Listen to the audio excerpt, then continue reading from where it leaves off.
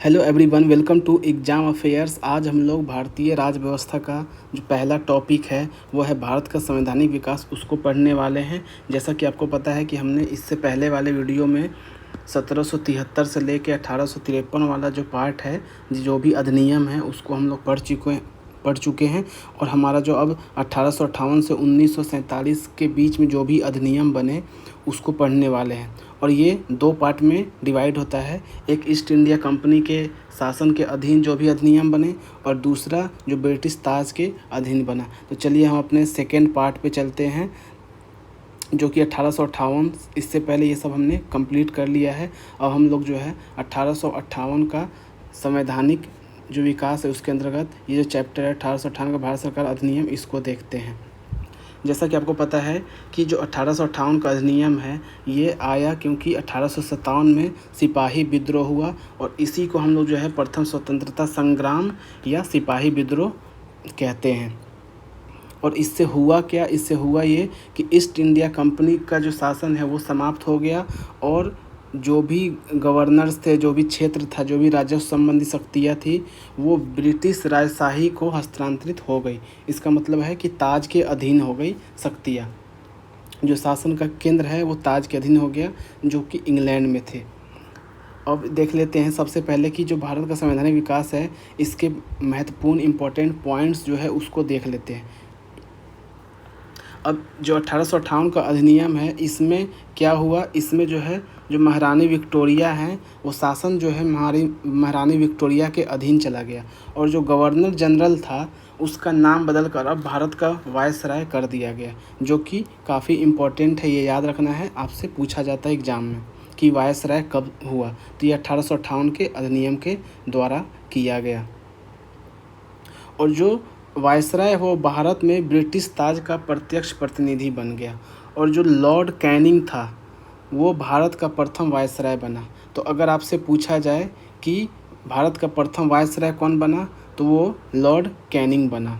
और कहा जाए कि आपसे कि अंतिम गवर्नर जनरल कौन बना, तो वो यही था, क्योंकि इसके बाद ही यह था ही, और इस समय जब परिवर्तन हुआ उस समय लॉर्ड कैनिंग को वायसराय बना दिया गया। और इसमें क्या किया गया, जो नियंत्रण बोर्ड था और जो निदेशक कोर्ट था उसको समाप्त करके भारत में शासन की वैध प्रणाली समाप्त कर दी गई।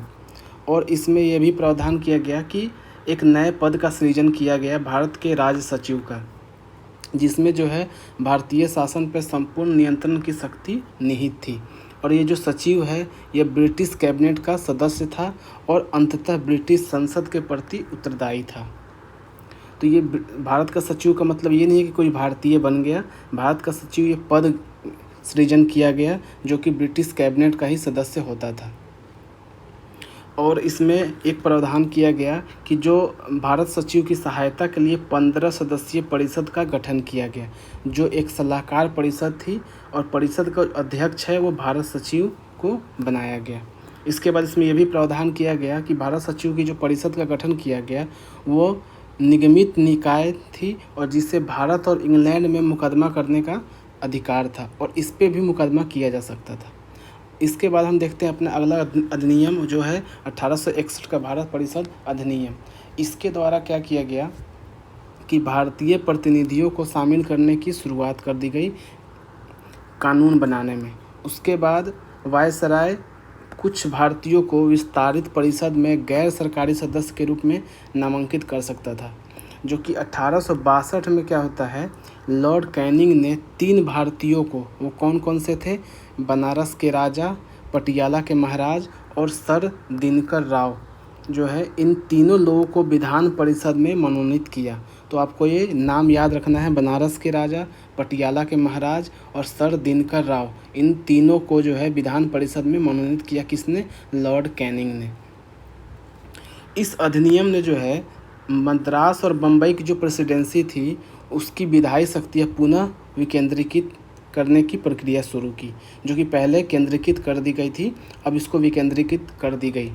और इस प्रकार इस अधिनियम ने जो है रेगुलेटिंग एक्ट 1772-73 जो था द्वारा शुरू की गई केंद्रीकरण की प्रवृत्ति को पलट दिया।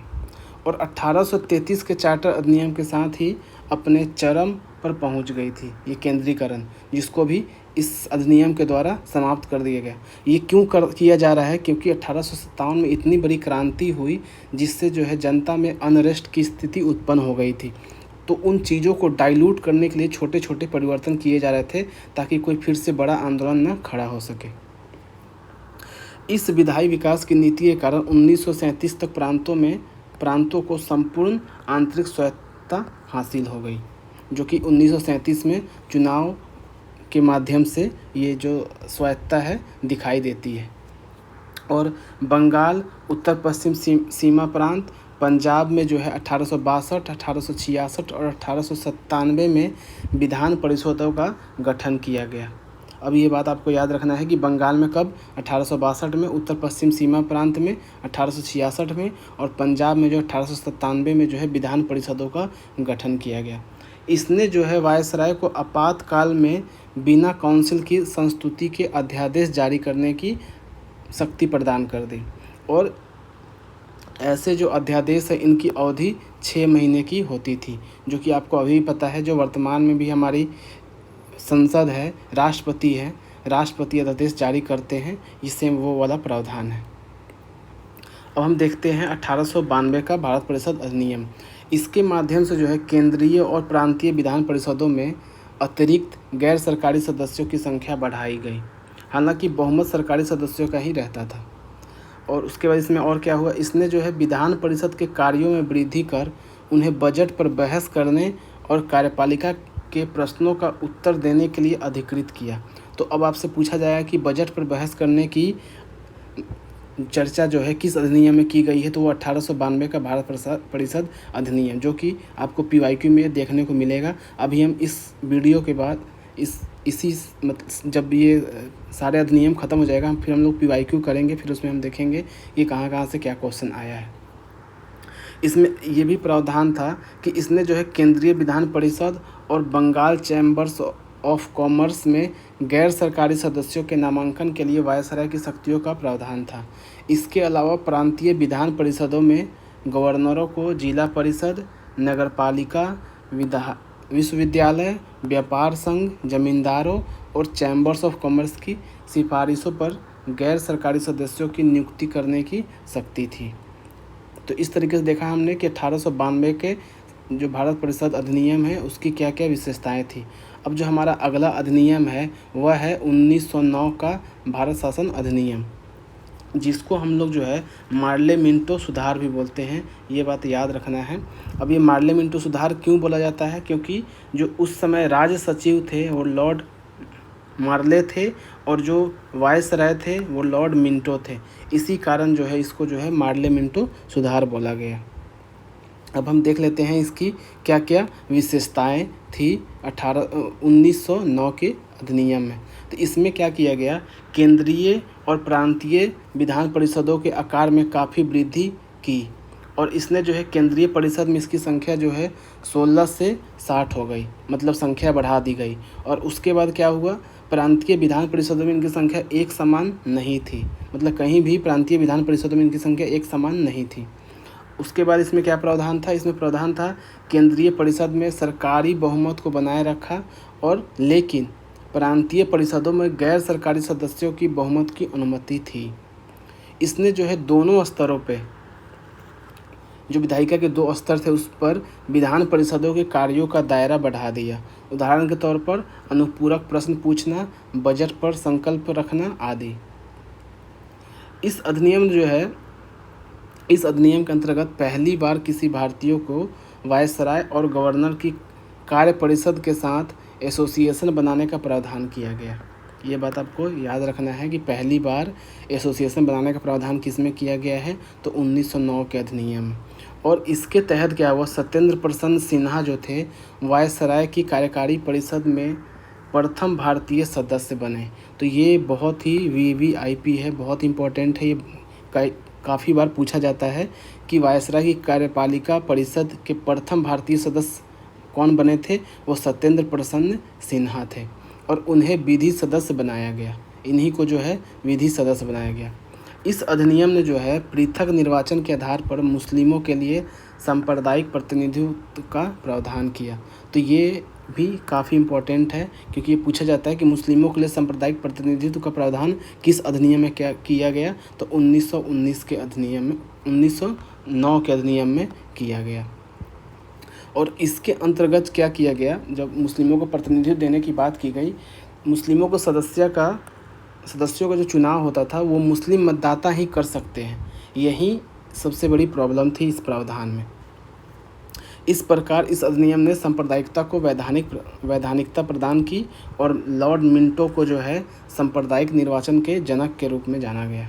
ये भी क्वेश्चन आता है कि जो सांप्रदायिक निर्वाचन का जनक किसको कहा जाता है, तो वो है लॉर्ड मिंटो।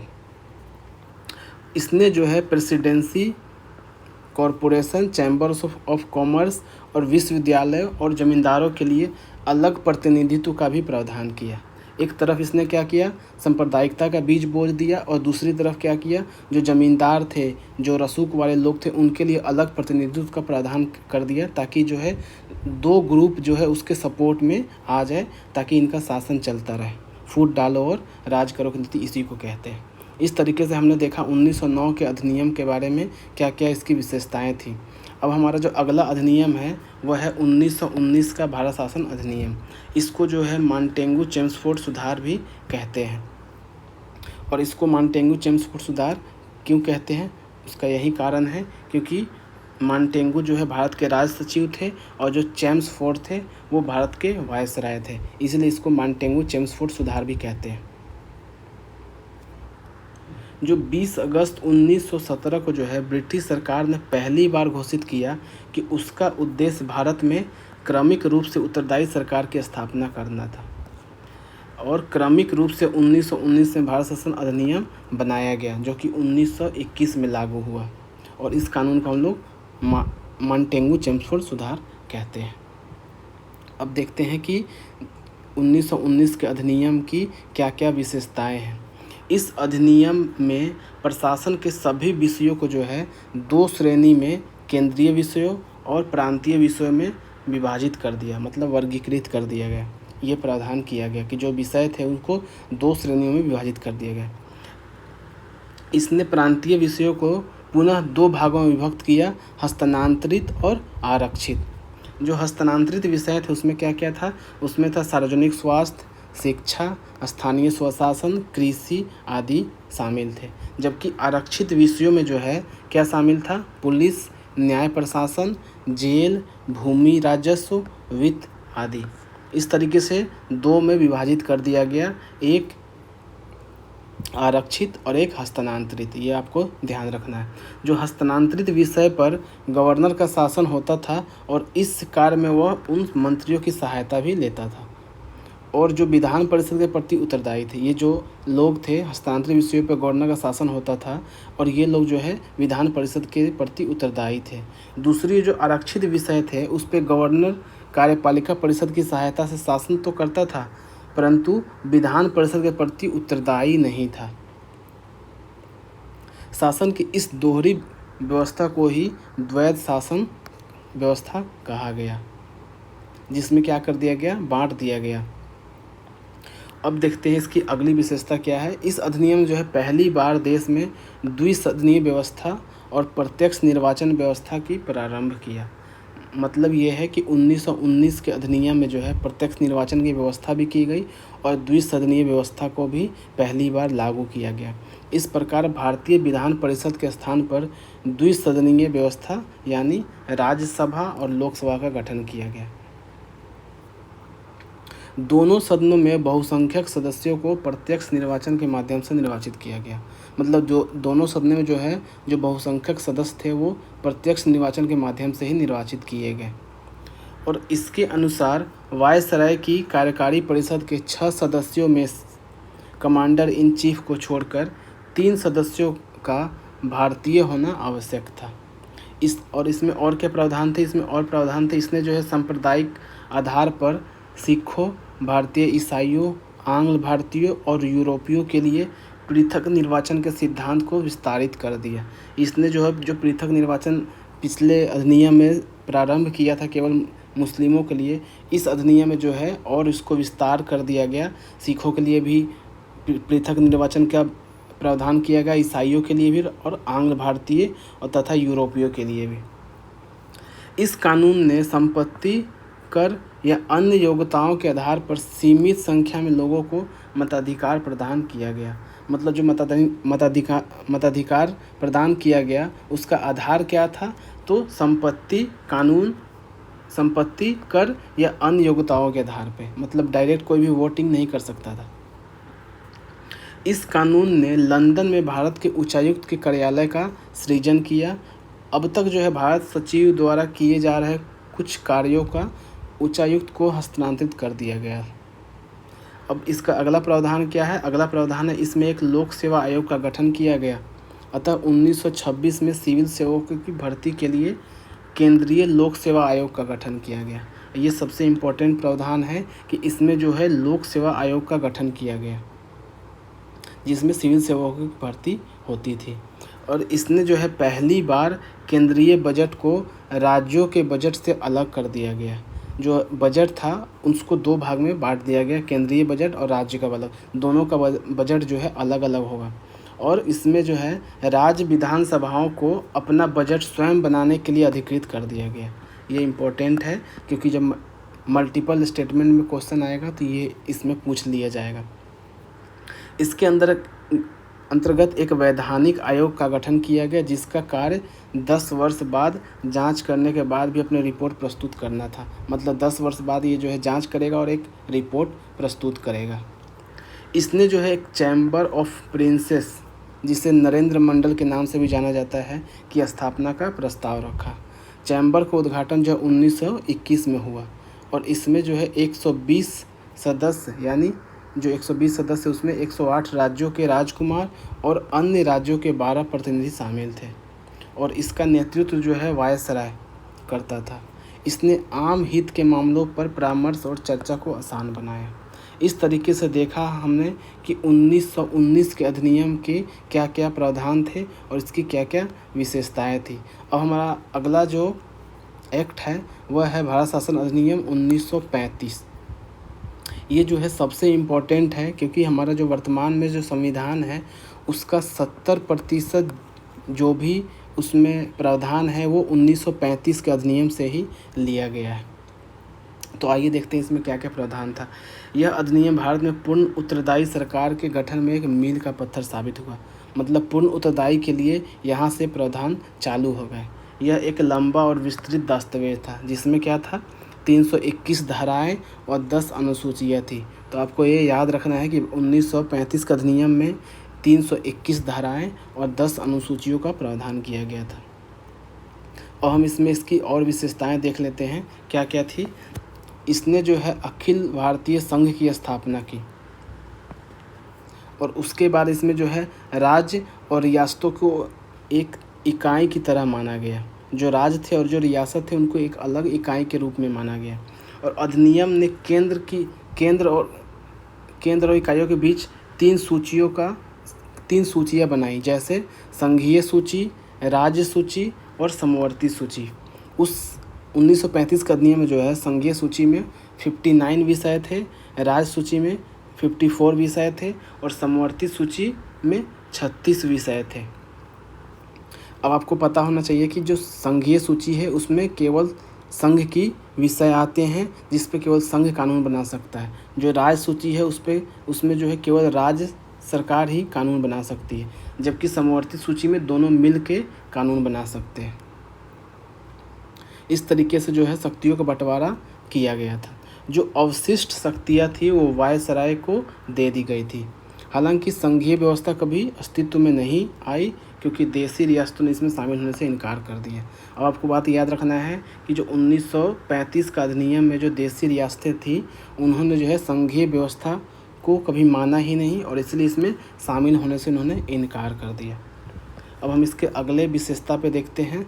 इसमें जो है प्रांतों में द्वैध शासन व्यवस्था समाप्त कर दी। अब देखिए पहले चालू हुई थी और अब जो है इसमें द्वैध शासन व्यवस्था जो है समाप्त कर दी गई तथा प्रांतीय स्वायत्तता का शुभारंभ किया गया। मतलब प्रांतीय स्वायत्तता प्रारंभ कर दी गई और जो डायरार्की थी उसको समाप्त कर दिया गया। राज्यों को अपने दायरे में रहकर स्वायत्त तरीके से 3 पृथक क्षेत्रों में शासन का अधिकार दिया गया। मतलब राज्यों को जो है ज़्यादा स्वायत्त बनाया गया। और इसने जो है अतिरिक्त अधिनियम ने राज्यों में उत्तरदायी सरकार की स्थापना की, यानी गवर्नर को राज्य विधान परिषदों के लिए उत्तरदायी मंत्रियों की सलाह पर काम करना आवश्यक था। और यह जो व्यवस्था थी 1937 में शुरू की गई और 1939 में से समाप्त कर दिया गया। ये भी ज़्यादा दिन तक नहीं चला। अब हम इसकी अगली विशेषता देखते हैं। इसने जो है केंद्र में द्वैध शासन प्रणाली का आरंभ किया। अब यहाँ जो है केंद्र में फिर से यहाँ पे द्वैध प्रणाली शासन आरंभ किया गया। परिणामतः क्या हुआ, संघीय विषयों को और हस्तांतरित और आरक्षित विषयों को विभक्त करना पड़ा। हालांकि यह प्रावधान कभी लागू नहीं हो सका। ऐसा प्रावधान किया गया लेकिन ये लागू नहीं हुआ। इसने जो है 11 राज्यों में से 6 में द्विसदनीय व्यवस्था प्रारंभ की। और इस प्रकार कौन कौन से थे ये 6? ये बंगाल, बम्बई, मद्रास, बिहार, संयुक्त प्रांत और असम में जो है द्विसदनीय विधान परिषद और विधानसभा बन गई। मतलब 11 राज्यों में से केवल 6 में ही द्विसदनीय व्यवस्था की गई। और ये जो राज्य थे ये 6 राज्यों में से थे। हालांकि इन पर कई प्रकार के प्रतिबंध थे। मतलब द्विसदनीय व्यवस्था प्रारंभ तो हो गई लेकिन इन पर बहुत सारे जो इम्पोज किए गए थे कि ये कार्य नहीं कर सकती है तो ये कार्य नहीं कर सकती। इस तरीके से इसने जो है दलित वर्गों के लिए एक निश्चित संख्या में सामान्य सीटें आरक्षित की। और इसने जो है महिलाओं और श्रमिकों के लिए विशेष प्रतिनिधित्व भी प्रदान किया। इसने जो है शासन अधिनियम 1858 द्वारा स्थापित भारत परिषद को समाप्त कर दिया। जो भारत परिषद बनाया गया था 1858 के अधिनियम में, उसको यहाँ पे क्या किया गया, समाप्त कर दिया गया। और इंग्लैंड में भारत सचिव को सलाहकारों की टीम मिल गई। इसने जो है इसकी और विशेषता देखते हैं। इसने जो है मताधिकार का विस्तार किया। लगभग 10% जनसंख्या को जो है मत का अधिकार मिला।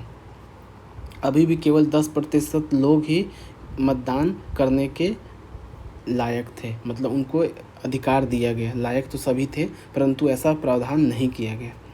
इसके अंतर्गत देश की मुद्रा और साख पर नियंत्रण के लिए जो है भारतीय रिजर्व बैंक की स्थापना की गई। तो आपको याद रखना है कि अगर प्रश्न आता है कि भारतीय रिजर्व बैंक की स्थापना किस अधिनियम के अंतर्गत किया गया, तो वो 1935 के अधिनियम के अंतर्गत इसकी व्यवस्था की गई।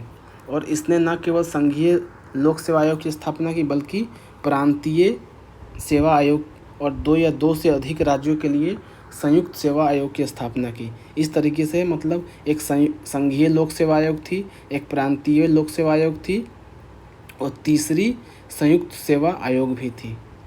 उसके बाद इसने जो है 1937 में संघीय न्यायालय की स्थापना हुई इसी अधिनियम के तहत। अगर ये कहा जाए कि संघीय न्यायालय की स्थापना किस अधिनियम के अंतर्गत की गई, तो वो 1935 के अधिनियम के तहत ये प्रावधान किया गया। और 1937 में जो है संघीय न्यायालय बना। इसमें और प्रावधान क्या था, इसमें ये भी प्रावधान था, इसने जो है वर्मा जो कि अब म्यांमार कहते हैं जिसको हम लोग, उसमें उसको जो है भारत से अलग कर दिया गया। इसने जो है उड़ीसा और सिंध को 2 नए प्रांत बनाए इसी अधिनियम के अंतर्गत। उड़ीसा जो बिहार बंगाल का पार्ट था उससे अलग कर दिया गया इस अधिनियम के द्वारा। इसने जो है अल्पसंख्यकों के हितों की रक्षा के लिए सुरक्षा उपायों का भी प्रावधान किया। और इसके अलावा इसने जो है रेलवे के प्रशासन के लिए एक संघीय रेलवे प्राधिकरण की स्थापना का प्रावधान किया। और इसने महासंघ और प्रांतों के लेखाओं की लेखा परीक्षा के लिए महालेखा परीक्षक की नियुक्ति का प्रावधान किया। मतलब महालेखा परीक्षक का भी जो प्रावधान है वो 1935 के अधिनियम से ही आया है। इस तरीके से देखा हमने कि 1935 के अधिनियम में क्या क्या प्रावधान है, काफ़ी डिटेल में पढ़ा क्योंकि ये काफ़ी इम्पोर्टेंट है। ये सभी एक एक पॉइंट इम्पोर्टेंट है क्योंकि जब आपको पता है कि 70% हमारे संविधान में जो प्रोविजंस हैं ये यहीं से लिए गए हैं, तो इसके सभी पॉइंट जो हैं काफ़ी महत्वपूर्ण हैं। अब हम जो है हमारा अगला अधिनियम है स्वतंत्रता अधिनियम 1947, जिसके माध्यम से हमें स्वतंत्रता मिली। तो इसको जो है 20 फरवरी 1947 को ब्रिटिश प्रधानमंत्री क्लीमेंट एटली की घोषणा की कि 30 जून 1947, ये क्वेश्चन आता है कि किस तारीख से जो है जो ब्रिटिश पार्लियामेंट है उसने घोषणा की कि हाँ अब जो है भारत में ब्रिटिश शासन समाप्त हो जाएगा, तो उन्होंने जो डेडलाइन दिया था वो 30 जून का दिया था, 30 जून 1947 का। और ये घोषणा कब की? ये 20 फरवरी 1947 को ये घोषणा कर रहे थे। कहाँ पे? अपने संसद में। और उस समय प्रधानमंत्री कौन थे? तो क्लीमेंट एटली थे। इसके बाद जो है सत्ता जो है उत्तरदायी भारतीय हाथों में सौंप दी जाएगी।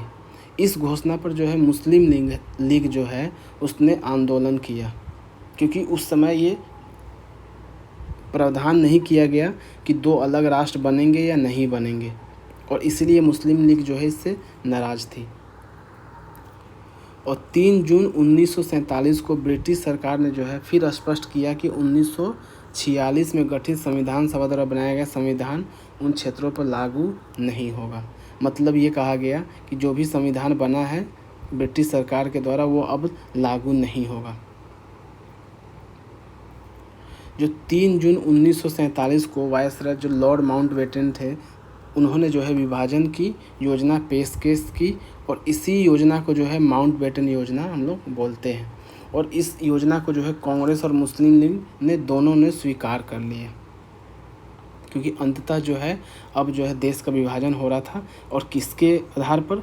माउंटबेटन योजना के आधार पर। और इस प्रकार जो है भारतीय स्वतंत्रता दिन 1947 बनकर और लागू कर दिया गया। इसमें क्या क्या प्रावधान थे? इसमें यही था कि ब्रिटिश राज समाप्त कर दिया जाएगा 15 अगस्त 1947 से, और भारत जो है एक स्वतंत्र संप्रभु राष्ट्र घोषित कर दिया जाएगा। इसमें यह भी प्रावधान किया गया कि 2 स्वतंत्र डोमिनियन संप्रभु राष्ट्र बनेंगे, एक भारत दूसरा पाकिस्तान। इस तरीके से इसको एक बार देख लेना, इसमें ज़्यादा कुछ इम्पोर्टेंट है नहीं। अब हम देख लेते हैं कि जो अंतरिम सरकार बनी उसमें कौन कौन लोग थे और उनके पास कौन कौन से विभाग थे, क्योंकि ये मैच द फॉलोइंग और भी क्वेश्चंस में आता है। तो जैसे कि जो जवाहरलाल नेहरू थे, ये ध्यान रखना है कि ये अंतरिम सरकार की बात हो रही है, ना कि स्वतंत्रता के बाद की, उसकी भी अभी चर्चा करेंगे। ये अंतरिम सरकार 1946 में जो बनी थी उसमें जो है जवाहरलाल नेहरू जो है परिषद के उपाध्यक्ष और राष्ट्रमंडल संबंध और विदेशी मामले, ये तीनों जो है किसके पास था? जवाहरलाल नेहरू के पास। जो सरदार वल्लभ भाई पटेल थे उनके पास क्या था? उनके पास गृह, सूचना एवं प्रसारण, उनके पास 2 डिपार्टमेंट है। जो डॉक्टर राजेंद्र प्रसाद जी थे उनके पास क्या था? उनके पास खाद्य एवं कृषि। जो जॉन मथाई थे उनके पास उद्योग एवं नागरिक आपूर्ति। जो जगजीवन राम है उनके पास श्रम। जो सरदार बलदेव सिंह थे उनके पास था रक्षा। जो CH भाभा थे उनके पास था कार्य, खनन एवं ऊर्जा। उसके बाद जो लियाकत अली खान थे इनके पास था वित्त। तो आपको 2-4 तो आपको बिल्कुल याद रखना है, जैसे कि एक तो वित्त याद रखना है, दूसरा श्रम याद रखना है, रक्षा भी याद रखना है। उसके बाद जो डॉक्टर राजेंद्र प्रसाद है खाद्य कृषि याद रखना है, और जवाहरलाल नेहरू का और सरदार पटेल का, इतना तो आपको कम से कम याद ही रखना है। उसके बाद अब्दुल रब निस्तर जो है डाक एवं वायु विभाग था इनके पास। जो आसफ अली थे इनके पास रेल एवं परिवहन। जो C राजगोपालाचारी थे उनके पास शिक्षा एवं कला, ये भी याद रखना है। उसके बाद I चुंदरगिरी जो थे इनके पास वाणिज्य। जो गजनफर अली खान थे उनके पास स्वास्थ्य। जो जोगेंद्र नाथ मंडल थे उनके पास विधि। इस तरीके से देखा हमने कि अंतरिम सरकार में किस व्यक्ति के पास कौन से विभाग थे, उसकी ये सूची थी जो कि काफ़ी इम्पोर्टेंट है। अब हम देख लेते हैं जो स्वतंत्रता का जो पहला मंत्रिमंडल बना उसमें किस व्यक्ति के पास क्या विभाग था। तो जो जवाहरलाल नेहरू थे वो प्रधानमंत्री बने, और उनके पास राष्ट्रमंडल तथा विदेशी मामले और वैज्ञानिक शोध, इन सभी विभाग जो है जवाहरलाल नेहरू जी के पास था। उसके बाद जो सरदार वल्लभ भाई पटेल थे उनके पास गृह, सूचना एवं प्रसारण और राज्यों के मामले। उसके बाद जो राजेंद्र प्रसाद जी थे उनके पास खाद्य एवं कृषि मंत्रालय था। जो मौलाना अबुल कलाम आज़ाद थे इनके पास शिक्षा। तो ये शिक्षा बदल गया। जो अंतरिम सरकार और जो पहली मंत्रिमंडल है दोनों में अंतर है, क्योंकि वहाँ पर शिक्षा इनके पास नहीं थी। और जो जॉन मथाई हैं उनके पास रेल एवं परिवहन। जो RK सन्मुख शेट्टी थे उनके पास वित्त, जो डॉक्टर BR अम्बेडकर जी थे उनके पास विधि, जैसे कि आपको पता है ये ड्राफ्टिंग कमेटी के अध्यक्ष भी थे, जो जगजीवन राम जी थे उनके पास श्रम, जो सरदार बलदेव सिंह थे उनके पास रक्षा, जो राजकुमारी अमृत कौर थी उनके पास स्वास्थ्य, और CH भाभा जो थे उनके पास वाणिज्य, जो रफ़ी अहमद किदवई हैं उनके पास संचार, डॉक्टर श्यामा प्रसाद मुखर्जी के पास उद्योग एवं आपूर्ति, और नरहर विष्णु गौडगिल के पास कार्य खनन एवं ऊर्जा। इस तरीके से हमने देखा कि जो स्वतंत्र भारत का जो पहला मंत्रिमंडल था जो कि 1947 में गठित हुआ, उसमें किस व्यक्ति के पास कौन कौन सा मंत्रालय था या कौन कौन सा विभाग था, जो कि हमारे एग्ज़ाम के पॉइंट ऑफ व्यू से काफ़ी इम्पोर्टेंट है। अब हम जो है इस सभी अधिनियम से संबंधित कुछ जो है PYQ देखेंगे, जिससे हमें क्लियर हो जाएगा कि हमने जो पढ़ा है वो कितना अप टू द मार्क है। ज़रूरी नहीं है कि 100 PYQ लगाना है, बस एक बार अंडरस्टैंडिंग डेवलप करने के लिए जो है ये देखना है कि PYQ में आ क्या रहा है। तो अब देखते हैं जो पहला प्रश्न है, ये जो पहला प्रश्न इसमें है, निम्नलिखित में से किस अधिनियम में कलकत्ता में सर्वोच्च न्यायालय की स्थापना का प्रावधान किया गया। तो ये आप सबको पता है, रेगुलेटिंग एक्ट 1773, ये कभी कभी 72 भी आता है, तो उसको ध्यान रखना है, दोनों में से कुछ भी, दोनों ही सही है। अब हम अगला क्वेश्चन देख लेते हैं कि निम्नलिखित में से किसने भारत में अंग्रेजी शिक्षा की नींव रखी। अभी जो है UPSC 2018 में ये पूछा गया है। तो अब इसका पहला ऑप्शन है 1813 का charter act, general committee of public instruction 1823, और प्राच्यविद आंग्लविद विवाद। तो अब इसमें बताना है कि कौन सा कूट सही है, केवल 1, 2, केवल 2, केवल 1, 3 और केवल 1, 2 और 3। जैसा कि आपको पता है कि इसका सही उत्तर है ऑप्शन डी, 1, 2 और 3। जो ईस्ट इंडिया कंपनी जो है ओरिएंटल शिक्षा की प्रचलित प्रणाली को हतोत्साहित किया तथा पश्चिमी शिक्षा और अंग्रेजी भाषा को बढ़ावा दिया गया। और 1813 के चार्टर अधिनियम में जो है भारत में शिक्षा के विस्तार के लिए 1 लाख रुपये प्रति वर्ष खर्च करने का प्रावधान किया गया।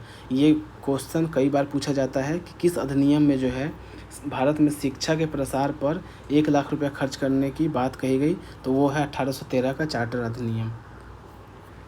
जो 1823 में general committee of public instruction का गठन किया गया, इसकी मुख्य जिम्मेदारी क्या थी, शिक्षा के लिए 1 लाख रुपये का अनुदान, और समिति में 10 यूरोपीय सदस्य थे, इसमें जिसमें आंग्ल एवं प्राच्य दोनों शिक्षा माध्यमों को समर्थन हासिल शामिल था। इसने जो है आंग्ल शिक्षा के समर्थकों के नेता ट्रेविलियन थे, जबकि HT प्रिंसेप जो थे वो प्राच्य शिक्षा के समर्थकों के नेतृत्व करते थे।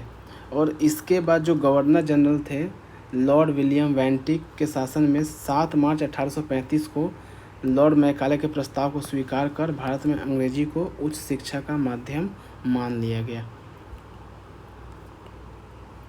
अब हम कुछ और क्वेश्चन देखते हैं, जैसा कि ये क्वेश्चन जो है UP RO में 2017 में आया है मेंस में। अब क्वेश्चन क्या है, किस अधिनियम के द्वारा ब्रिटिश संसद ने चाय और चीन के साथ व्यापार को छोड़कर ईस्ट इंडिया कंपनी के भारत के साथ व्यापारिक एकाधिकार को समाप्त कर दिया। तो इसका उत्तर जो है 1813 का चार्टर अधिनियम।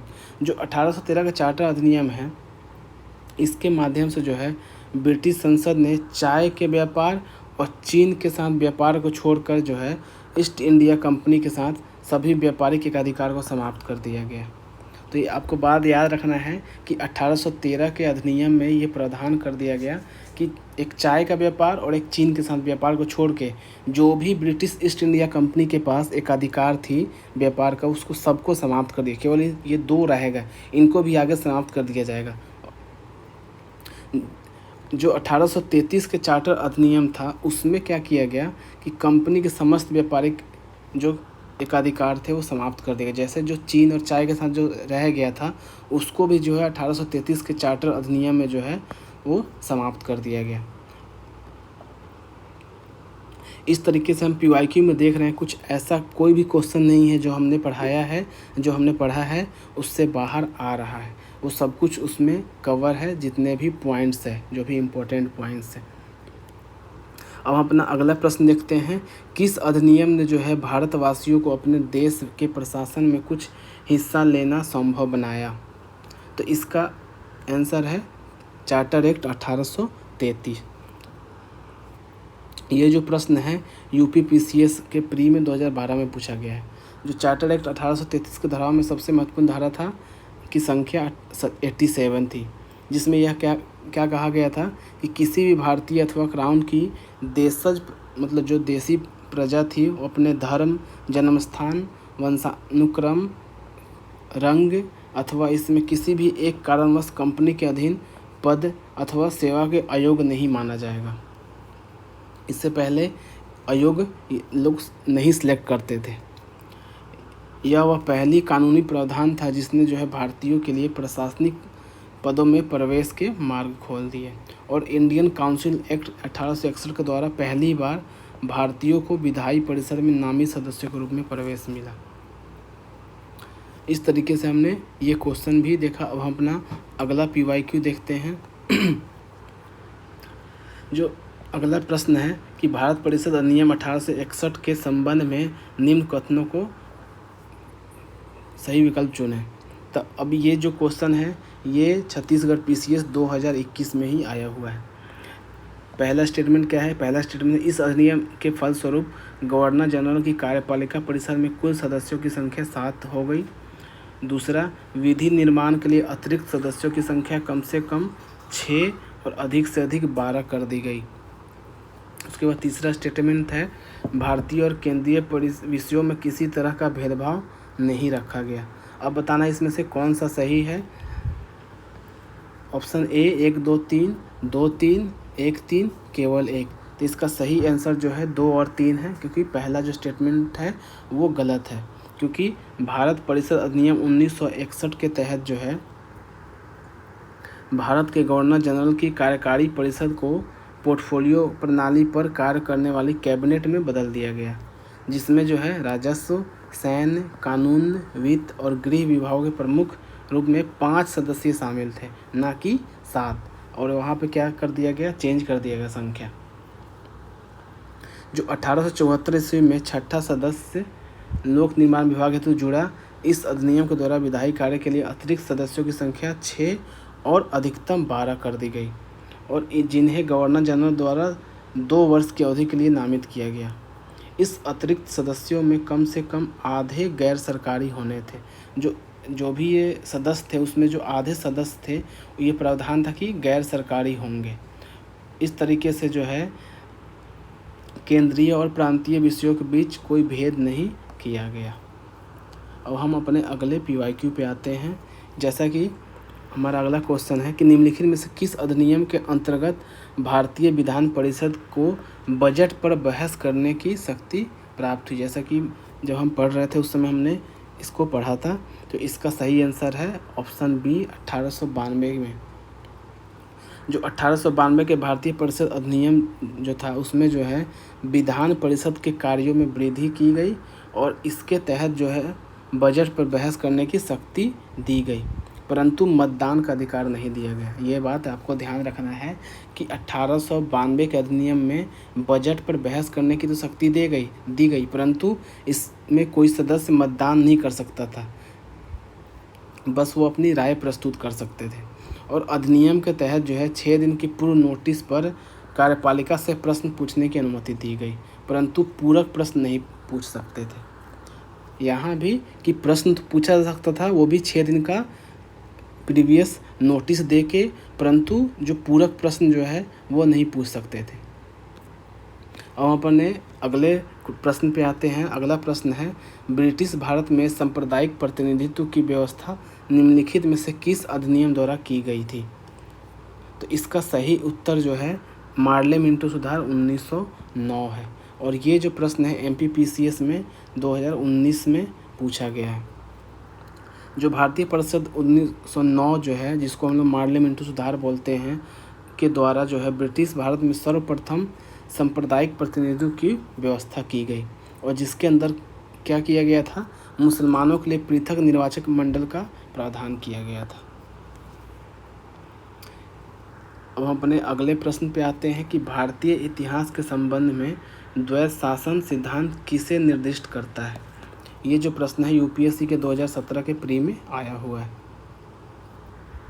तो इसका सही जो उत्तर है वो प्रांतों में प्रायोजित विषयों को 2 वर्गों में विभाजित किया गया। और अगला प्रश्न जो है केंद्र में कौन सा एक्ट जो है द्विसदनीय विधायिका लाया, तो ये 1919 का एक्ट है। ये जो प्रश्न है एमपीपीसीएस 2013 में पूछा गया है। अब अपने अगले प्रश्न पे आते हैं।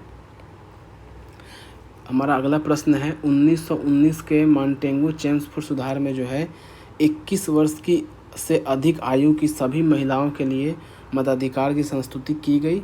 दूसरा स्टेटमेंट जो है 1935 के गवर्नमेंट ऑफ इंडिया एक्ट में विधानमंडल में महिलाओं के लिए आरक्षित स्थानों का प्रावधान किया गया। अब इसमें बताना है कि कौन से कथन सत्य हैं।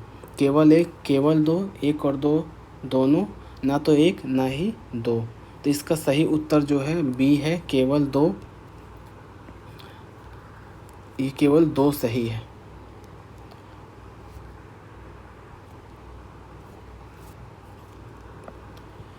और ये जो प्रश्न है यूपीएससी के 2021 के प्री में आया हुआ है। जो मॉन्टेगू चेम्सफोर्ड सुधार हुआ उसमें क्या था, भारत सरकार अधिनियम 1919 द्वारा महिलाओं को मताधिकार प्रदान किया गया था, परंतु यह सीमित वर्गों की महिलाओं के लिए ही था, सभी महिलाओं के लिए यह नहीं था। तो ये इस तरीके से क्या हो गया, हमारा जो पहला स्टेटमेंट है वो गलत हो गया। और 1935 के भारत सरकार अधिनियम द्वारा जो है सांप्रदायिक निर्वाचन प्रणाली का विस्तार करने के साथ साथ दलित वर्गों, महिलाओं, श्रमिकों के लिए भी विधानमंडल में स्थान आरक्षित किए गए। इस तरीके से दूसरा स्टेटमेंट हमारा सही है।